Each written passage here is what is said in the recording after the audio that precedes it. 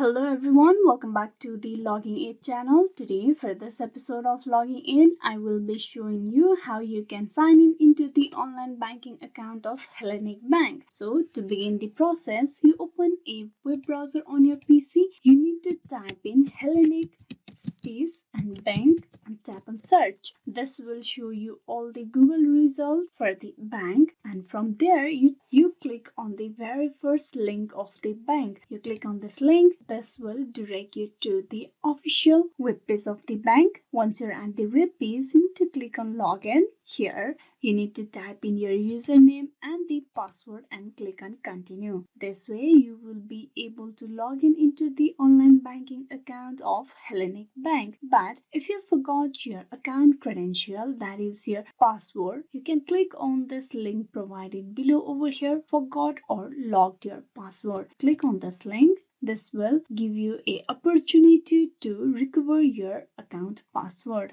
Click on next step. Now here you can see these 6 steps for recovering your password. You need to follow all the instructions for recovering your password. This is how you can log in into the banking account and also recover your password. Hope this video was useful. Please like and subscribe the Logging Aid channel, and also don't forget to click on bell icon. Thank you.